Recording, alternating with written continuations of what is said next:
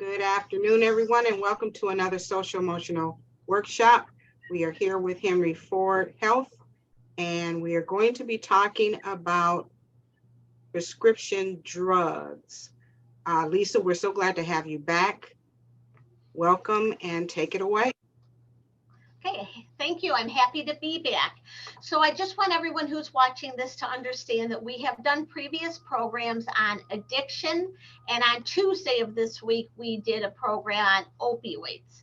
So we talked about background information about addiction, um, which is called substance use disorder. That's the medical term for the disease of any type of addiction, whether it be addiction to opioids or alcohol, it doesn't matter. It's still called substance use disorder.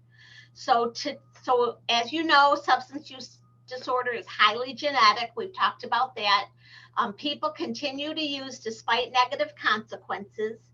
And what happens is they start with what we call the gateway drugs: alcohol, tobacco, and marijuana. And then over time, people move on to the more hardcore drugs, or whatever you want to call it, more advanced drugs. So people can become addicted to what we call over-the-counter medications. Those are the kind of meds that any of us can go to the store and buy.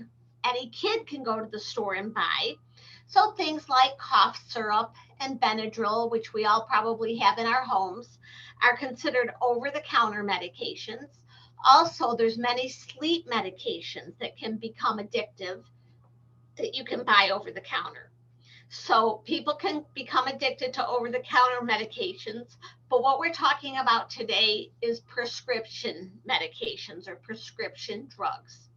So we talked on Tuesday about all the opioids, so we're not going to talk about that. But there's so many other prescription medications. And many of you, because of being teachers, you've certainly heard of Adderall and Ritalin. And those are prescription medications that, if used under the supervision of a doctor for a legitimate medical problem, they are safe and they can help somebody. However, there are people who abuse these drugs. So when we talk about abusing them, we mean taking someone else's prescription, taking it for the wrong reason, like to get high. And what they often do is crush these pills and snort it to get a quick high. So there's other types of drugs as well. I'm sure you've heard of Xanax and Valium and drugs like that. These are sedatives that slow people down and mellow them out, and they are by prescription only, and there's a good purpose for them if a person is prescribed them. But again, there are people who use them for the wrong reasons and use them to get high. So that's what we're talking about when we're talking about prescription drugs. So prescription medications are prescribed by a doctor for a patient to address symptoms of a medical problem. And it is not safe for anyone else. Okay? Because when they prescribe a medication, it is for that specific person. They don't know how it's going to affect a person who does not need it.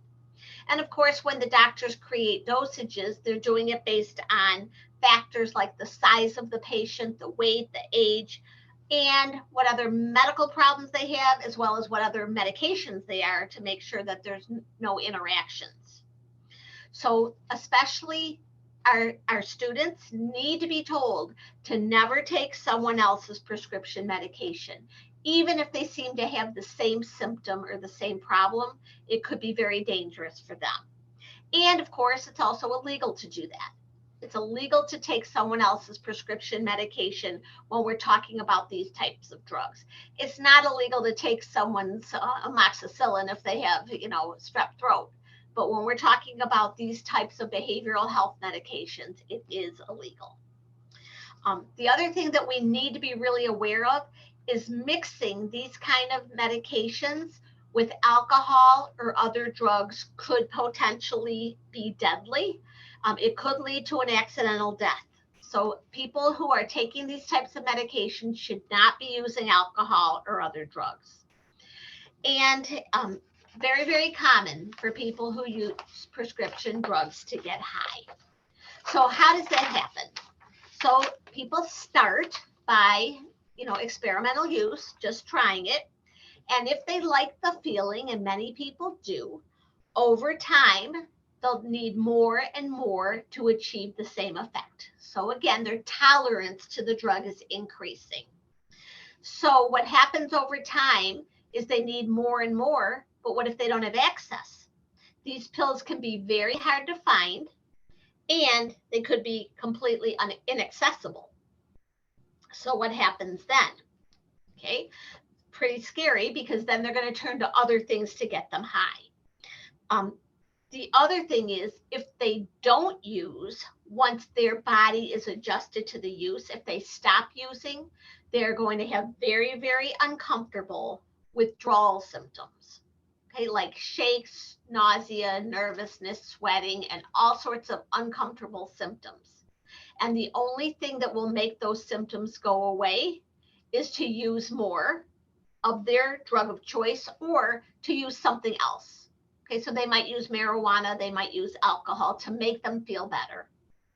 So here's the very frightening thing that our students have to know. If you're getting these medications from a pharmacy, they are completely safe. Our government regulates what goes into those medications. The problem is, what if you're buying them on the street? Okay, so as we talked about with heroin and other opioids, same problem now with these types of pills that people buy illegally, either on the street or on the internet. And that is, they are being laced with fentanyl and carfentanil. And these are synthetic opioids, which are very inexpensive. So it helps a drug dealer to expand their supply and be able to make more money, because it's giving them more to sell. So the scary thing is, anything that a person buys off the street or off the internet could be laced with fentanyl and carfentanil. And once they take that, they could die. Okay, so it's not just opioids anymore. And by the way, same thing with marijuana. Okay, they're even lacing it in marijuana and in cocaine. So our kids have to be really aware of that. The other thing that we commonly see with prescription medications is, well, you guys are not in a classroom, but students will often say, hey, I have a headache. And the student in the seat next to them, here, take this. This will make you feel better. And without questioning it, they take it, because they think they're getting it from a friend. And they don't know where the friend got it, who likely got it from his friend, who got it from his friend, but somewhere down the road, they got it from someone who's a drug dealer who's trying to make some money. So our kids need to be really aware that you can't even trust your own friend, because your friend is not intentionally trying to hurt you, but your friend doesn't know where that pill came from either. So with that, do we have any comments or questions about prescription medications? I know that this was very short and to the point.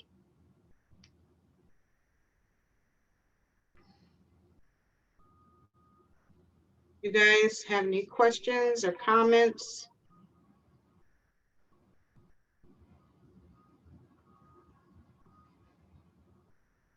All right, then we will bring this session to a close. Thank you so much, Lisa. Excellent presentation as always.